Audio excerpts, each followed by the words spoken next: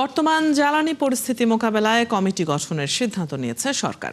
বিদ্যুৎ ও জ্বালানি মন্ত্রী ইকবাল হাসান মাহমুদ টুকুকে সভাপতি করে 10 সদস্যের কমিটির নাম ঘোষণা করেছেন সংসদ নেতা ও প্রধানমন্ত্রী তারেক রহমান। সংসদের অনির্ধারিত আলোচনায় অংশ নিয়ে প্রধানমন্ত্রী জানান, দেশের প্রয়োজনে যে কোনো সময়ে যে কারো সাথে আলোচনায় বসতে প্রস্তুত রয়েছে তার সরকার। বাংলাদেশ জাতীয়তাবাদী দল সকল সময় দেশের স্বার্থে, দেশের মানুষের স্বার্থে যে কোনো আলোচনা যে কারোর সাথে করতে প্রস্তুত রয়েছে। আমরা সিদ্ধান্ত গ্রহণ করেছি যে আমরা আমাদের পক্ষ থেকে 5 সদস্যের একটি কমিটি গঠন করছি। আমি আপনার মাধ্যমে বিরোধী দলীয় নেতা এবং বিরোধী দলকে অনুরোধ করব, ওনারাও যদি 5 জনের নাম দেন তাহলে এই 10 জন ব্যক্তি বসে এই বিষয়গুলোর উপর আলোচনা করতে পারে। কোনো পরামর্শ থাকলে